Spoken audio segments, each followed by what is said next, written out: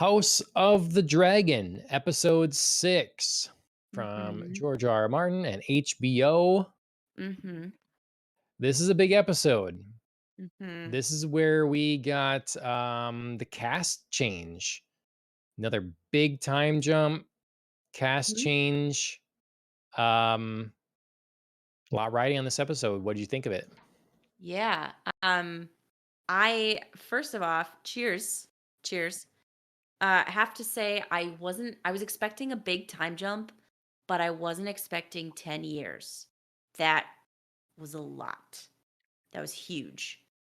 Um, so I feel like knowing that the time jump was 10 years is giving me a little bit of leniency in adjusting to these new versions of the characters because my initial reactions, especially for Rhaenyra, was negative. I mean, not harshly negative, but it tended to be on the negative side because I felt like she was a little bit out of character from what I had just seen her as. And knowing that 10 years had passed could sort of give me allowances for, things that have happened to her, plans that have or haven't worked out. She's been through a lot more than I could probably guess at in a decade. But but I need the next episode then to make me understand how those gaps were filled in her life and why and her motivations and reasonings and things that have been happening to her because this portrayal of Rhaenyra felt shockingly different from younger Rhaenyra and not necessarily in a good way. Okay. And I I keep saying Rhaenyra because I felt like Allison's character has been simpler than Rhaenyra's, so I felt like I was able to make that transition from young Alicent to older Alicent because there wasn't as much complexity of character to unpack. And I'm not saying like she's simple-minded or anything, but she's just her motivations are just a little bit clearer. They're a little bit more one track. They don't seem to have changed in the 10 years that, we've been away from King's Landing. So I felt like I made that jump easier with her character motivations and therefore with the actress who was playing her. okay. I don't know why. Because I went from feeling very sympathetic towards Alicent to now in this episode not at all. I went from like, you know, understanding and empathizing with Alicent's situation and what she's had to go through and her kind of making the best of it and all this stuff to her really taking her father at his word and going at that.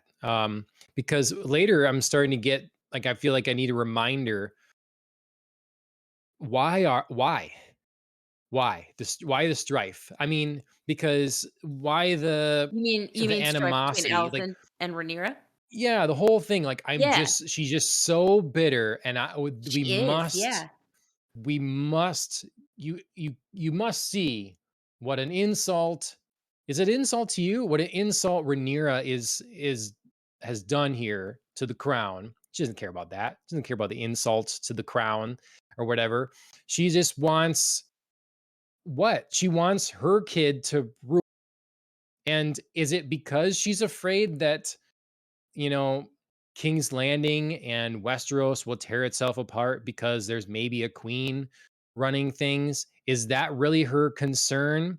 It feels Mhm. more personal and it Yeah, feels less like I believed it from her father that he really felt the kingdom would be in peril and you're going to have trouble if you don't right. succeed in getting your son to take the throne. I Mm, don't buy it from her right now. It I agree. feels like I don't like Rhaenyra anymore. Look It at feels all your petty. kids; they're all bastards. Mhm. All this stuff. And yeah, petty. She's aligned herself with the person that slept with Rhaenyra and like got his allegiance, which he is like Yeah. turned to. Holy Ooh, buckets! yeah.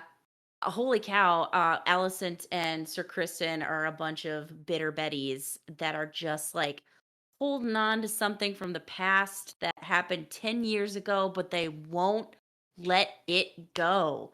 And it is Mhm. all Rhaenyra's fault. Everything bad is Rhaenyra's fault. And Yep.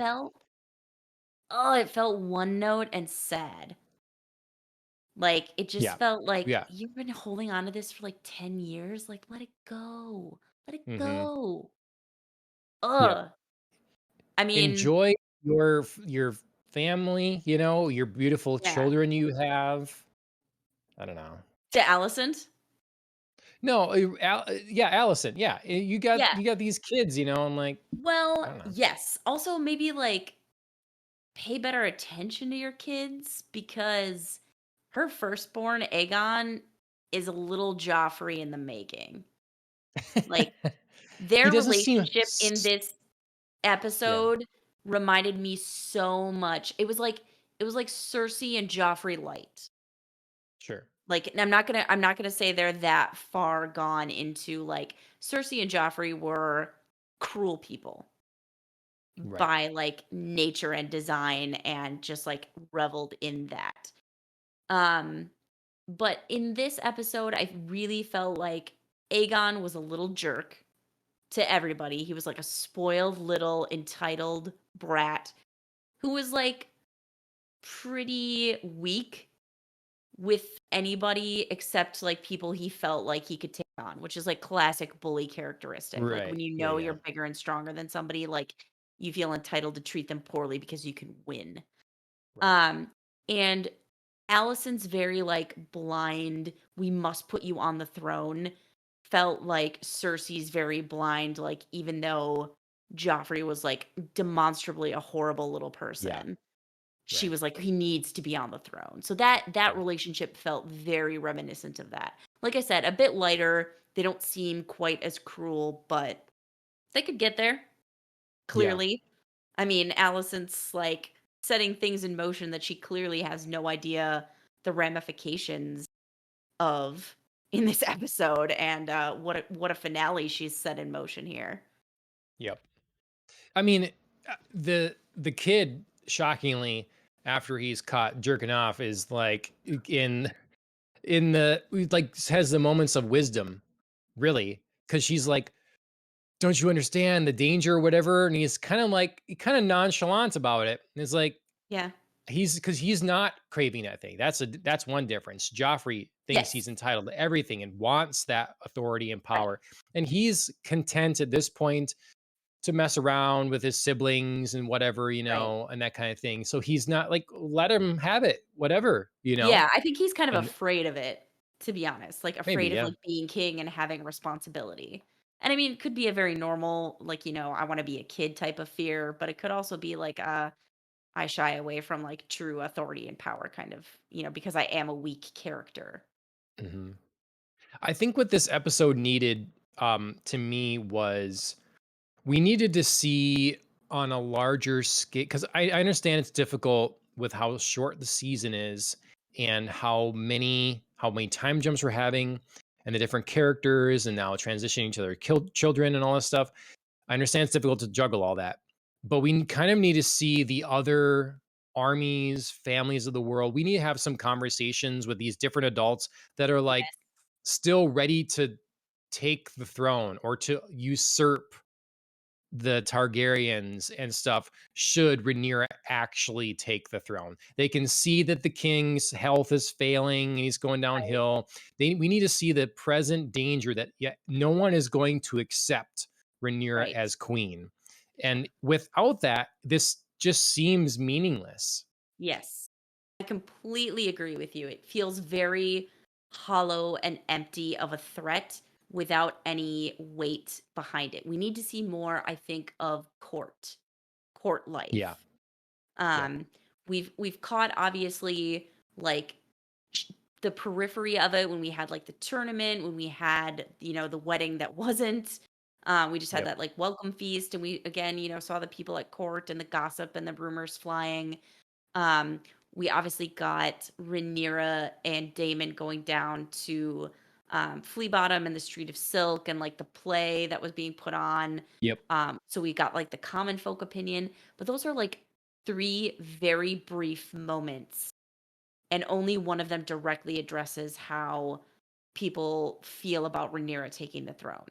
We have Yep. no idea, like you said, of like the actual like families of nobility, what they would actually do, like Hmm. what exactly like the plot would be to remove Rhaenyra or prevent her from taking the throne, or should she do it, then overthrow her and install Aegon on the Yeah. throne.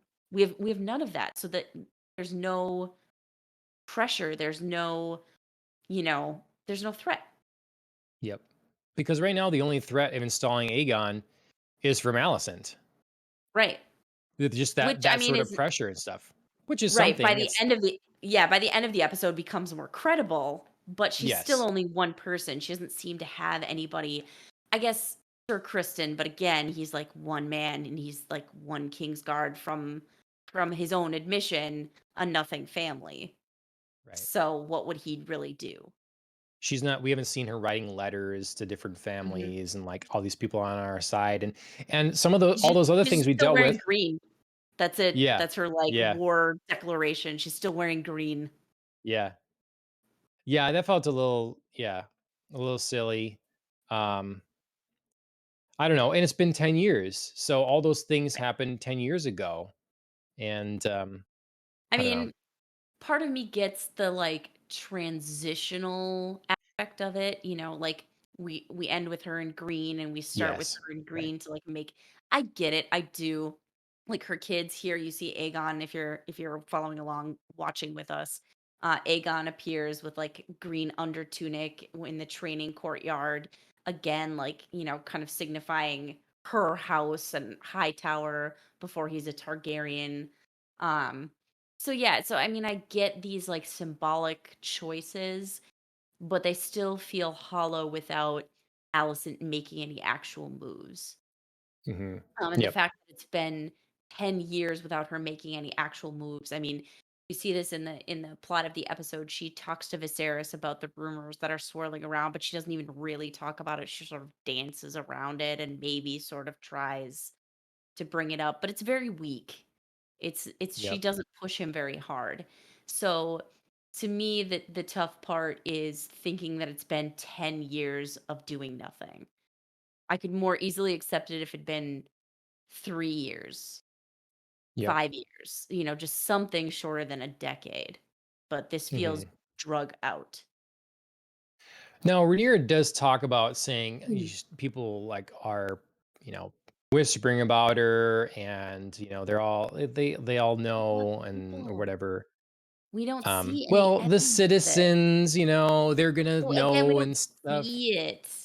Like, Yeah. there's too much of this, like, talk about it and not enough, like, even just a quick cutscene of, like, a whisper as she passes, or, like, her walking down, like, a corridor of just, like, whispering people and, like, looks and you know what I mean? I just need to feel, like, a presence of it. Mhm. I thought, what'd you think of her proposal at the council meeting? Is like, look, I thought it Mhm, was I mean, I understand coming from a position where you feel you're in a position of weakness. It doesn't look the mhm, same as offering a hand from a position of power. But at the same right, time, it seemed like a pretty, as the king said, judicious kind of decision or offer. right, And it's really sort of, hey, if you remember, we're part of the same family. We used to even be friends. I felt a lot of tension recently and a lot of right, animosity. How about we like remember we're in this together and we'll right, have our kids marry and just solidify that and like right, what can go wrong there? right. Yeah, I liked the essence of this offer. Like you said, it was difficult for me, having Rhaenyra come from place of such strength to kind of being introduced to this woman, that's been apparently slowly weakened over the years. Even though we don't like see terribly much evidence of that. Wait, you think Um, Rhaenyra is being weakened? Wait, who? Wait, say this again. Rhaenyra.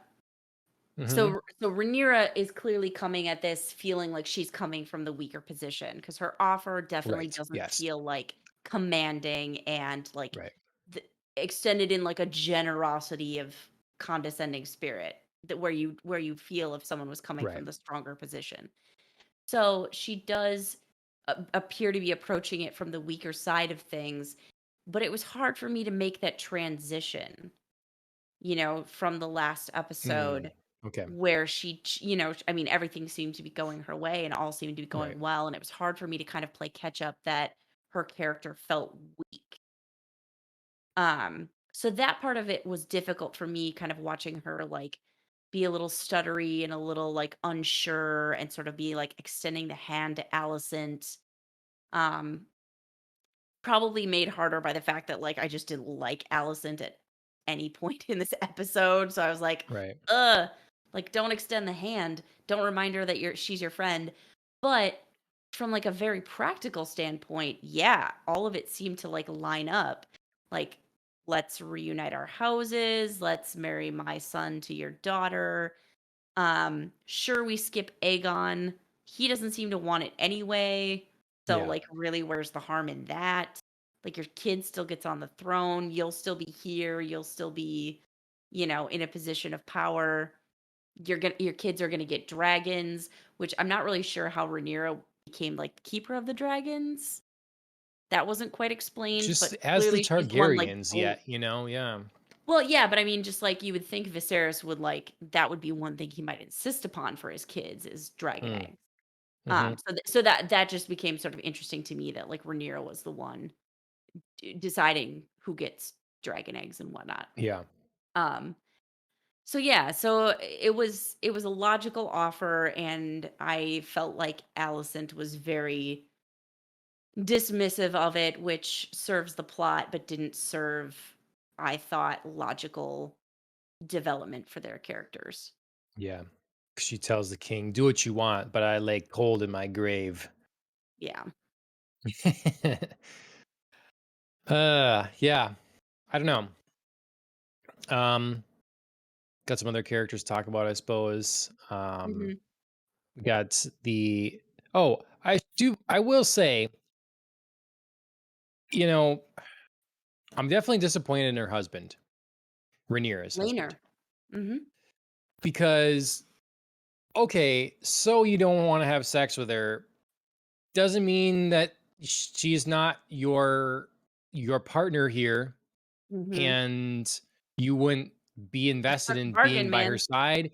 You were Mhm. you were friends, you know. Now I get it being difficult, like she's always pregnant with another man's children.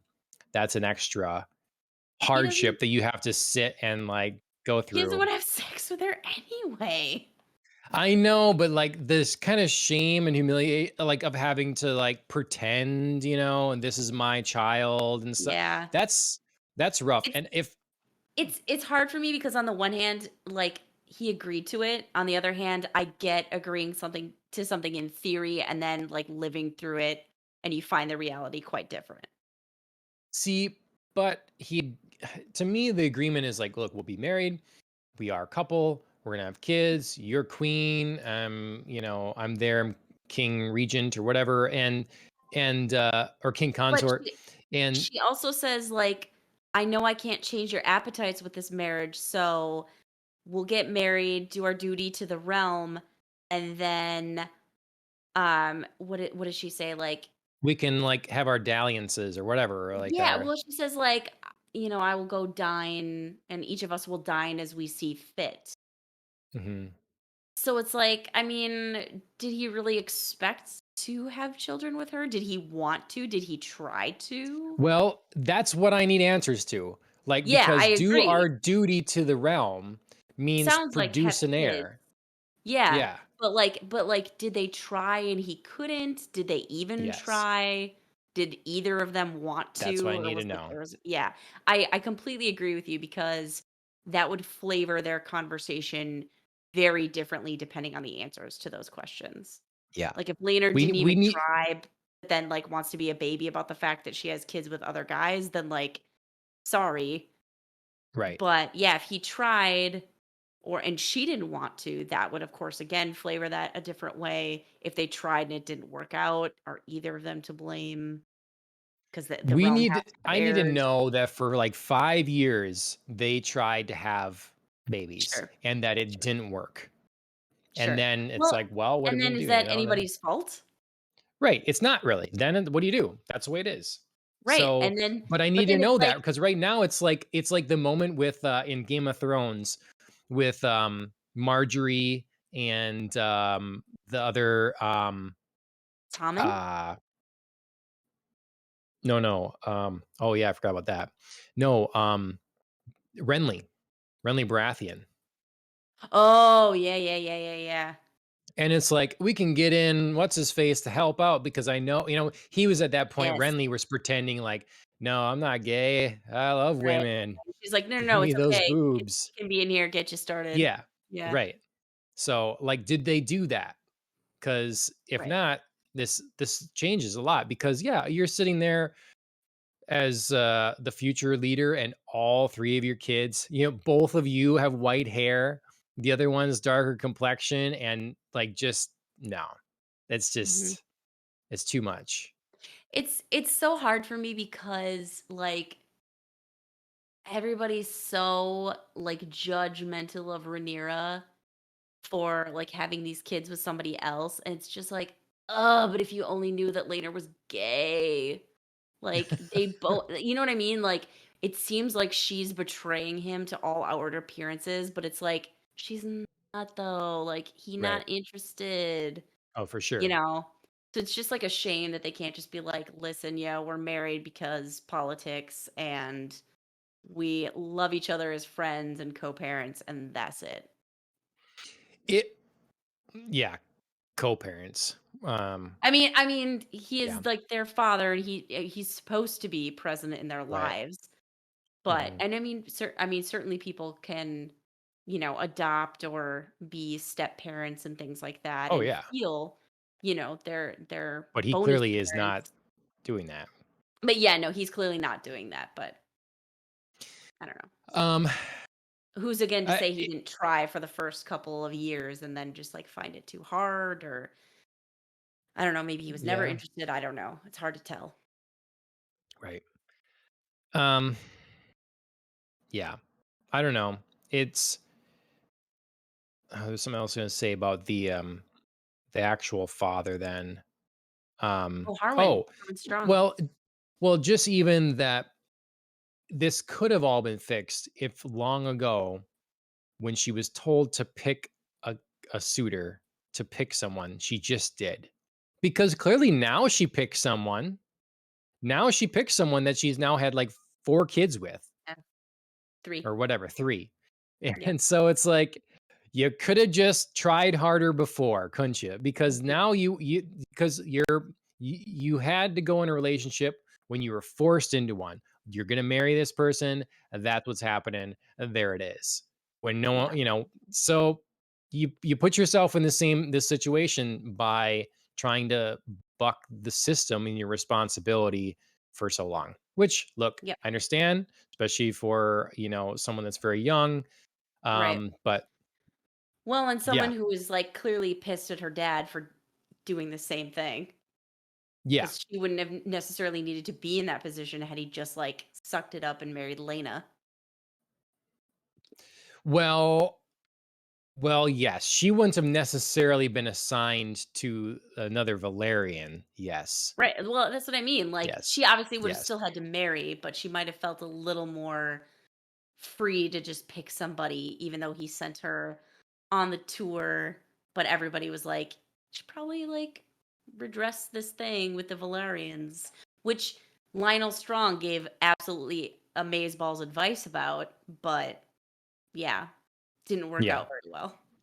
yeah, yep. Um, So yeah, we can talk about the Strongs a little bit, the Strong Mhm. family, because a lot of players here involved. So we've got the real father for one. We've got the Hand of the King, Lionel, and then we have the conniving, behind the scenes brother, Mhm. um, that Mhm. really came into play at the end of the episode. Yeah, yeah. So, yes, we've got Lionel. We've got some very like different characters here. Like Lionel's like clearly like wise, steady, has given like sage counsel over the years. Like Viserys is very reluctant to let go of him when he tries to resign amidst the whisperings, of course, of like Harwin and Rhaenyra and their relationship and him being the father of her kids. Um, so yeah, so he's, given it's clear over the years, like very unbiased advice thus far to the king, Yep. and Viserys really values him. Then we have Harwin. Unclear exactly how he came to be in the picture and Yeah. came to be Rhaenyra's personal guard turned lover turned father of her children. Um, but, I mean, I think we did get a glimpse of him in the very last episode where he was the one picking her up and saving her from the melee during the Oh, welcome feast. I think there was okay. just, like, that snap second of him, so maybe, we were supposed to, like, Okay. carry on something from that. But yeah, he seems fun, cheeky, good fighter, obviously must be a good lover because he fathered 3 of her children. Um, Well, I Very, mean, like, confident. efficient, I guess. I don't know. Yeah, sure, yeah. I mean, gets the job done. Um, it seems like a fairly confident sort of guy, sure of his position, and unfortunately just, like, a little blind to the consequences of what's going on and being so free with his actions, um, and preferences. So, yeah, he quickly obviously learns that things could turn for him and for his family. And then yeah, we finally have the younger son, Laris, I think his name is. I think Alan wrote it. Laris Strong, yep. Yeah. Who's just been a little snake, Yep. little whispering worm in the garden, just spreading rumors, having Allison's ear. She, you know, confides to him and apparently he can make things happen. Yeah. Because He's like the I gotta say the end of this episode just oof, that was a lot. That was probably the best scene of the episode for me. yeah. Because honestly, this episode, I mean, we start with new recastings. I now some characters that I liked. I'm really not liking them. I'm a little like Mhm. needing to be reminded of some motivation. I'm feeling some things that are a little convenient. I think I wrote that maybe I didn't write it. Barely wrote anything. I said all seems a bit melodramatic.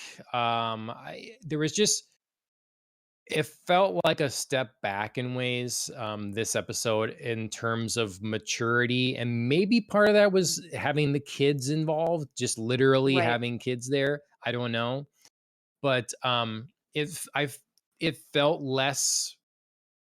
Um, the stakes felt lower. It felt less meaningful. It didn't work as well for me until we Mhm. got to the end bit here, where Yeah. things started to really hit the fan, then that kind of pulled me back in. Mhm. Yeah. Um, I mean, yeah, really the second half of the episode got increasingly um more consequential for the Strong family. Like I said, like I mentioned before, the whisperings got louder about, Harwin being the father of Rhaenyra's children, and he basically confirmed that by beating Sir Criston Cole to a bloody pulp, in a manner reminiscent of the way Sir Criston did Joffrey, um, when Sir Criston mentioned that, he might have a father's love for Rhaenyra's sons. So then that kind of like forced Lionel's hand into saying, like, I don't know if I can be your hand, to Viserys. Him not accepting that, uh, Lionel proposing like the middle ground of at least let me take Harwin away. I'll basically Yeah. banish him to Harrenhal. And Laris just being like, well, Allison doesn't want them here anymore and thinks that they're compromised. I've never particularly liked my family and feel that they're, of no use to me and they look down on me. So, what's the solution? Murder them in their sleep. Mhm, Create my mhm. own army of mutes by cutting out their tongues and have them set fire to Harrenhal, so that, my father and brother are burned alive. Um, yeah, this was just like, oh, this whole scene where Laris was explaining to Alicent, like, I heard you and you want your father back, and the Strongs aren't impartial and they can't lead anymore because of all of this happening. So I took care of it. I Yep, mean, Laris here in these scenes reminded me of like a creepy predecessor to Varys. yeah, yep, Creating his own little like army of spies and spiders to like flit around the castle and like perform secret things and um yeah, just kind of like take on some underhanded tasks and whisper secrets. yep, But I liked him less than Varys. Varys didn't feel this evil, probably because we didn't watch him like plot to murder his whole family by burning yep, them alive. yep.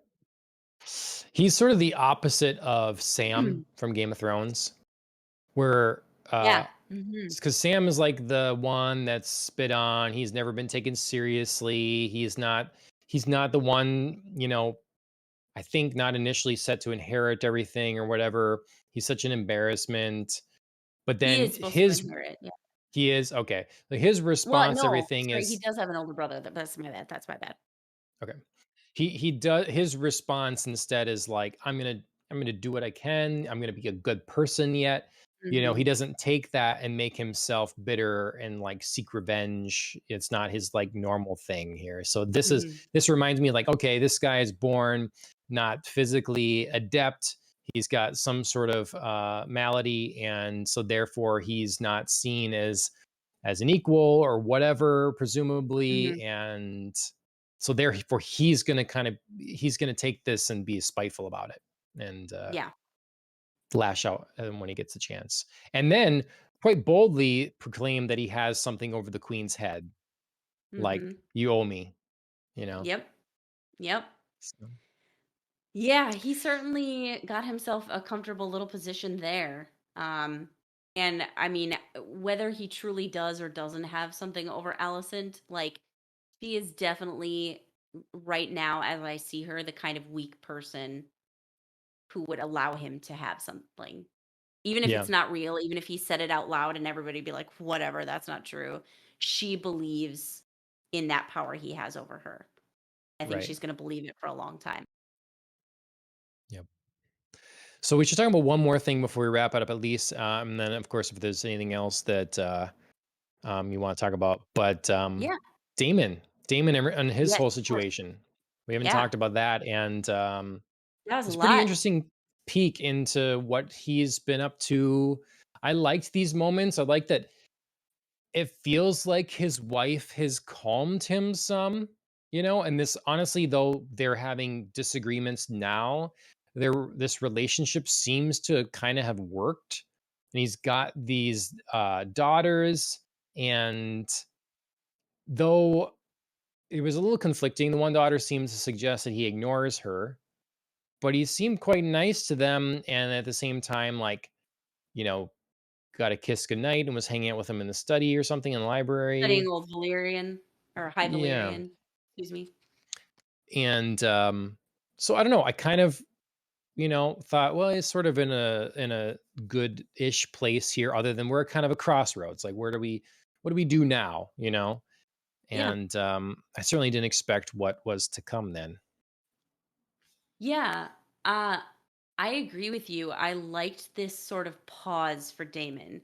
He was so active the first half of the season, always like plotting, always doing something, always in the middle of something. Like, is he, gaining a kingdom? Is he going to be the heir? Is he not the heir? Like, he just needed this like break, and it felt really natural for his character once he was like finally away but still doing things that he loved. Like, he was in Pentos, like, he was still fighting, he was still like a dragon rider, but he had his family, he had gold and money and position.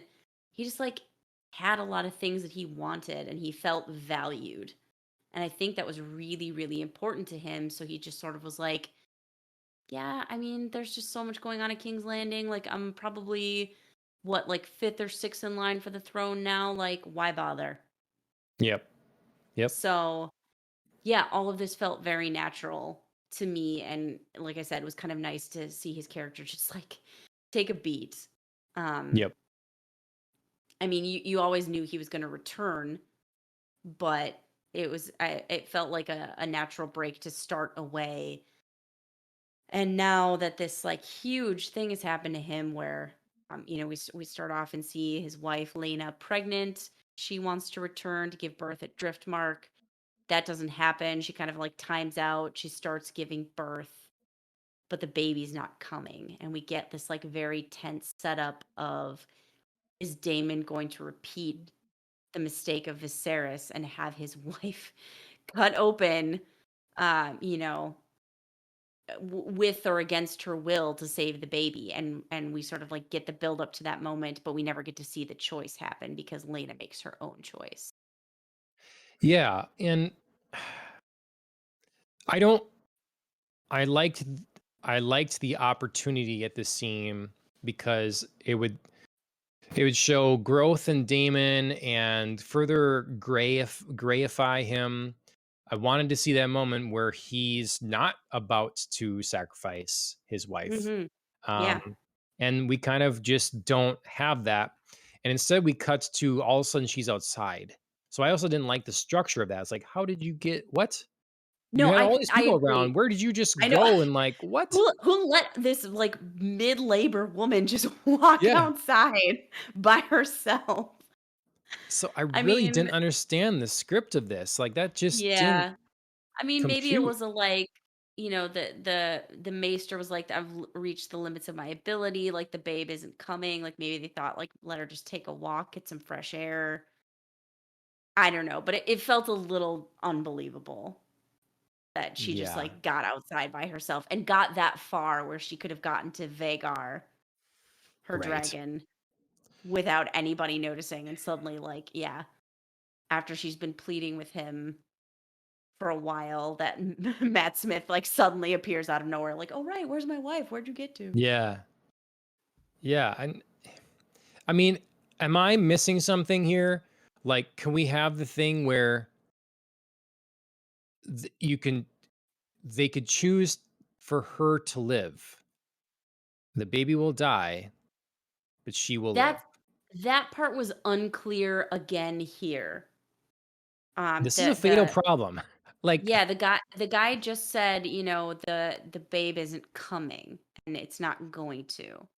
right. So he suggests like we can cut her open to remove it, but he doesn't suggest that like Well, she'll be okay if we don't.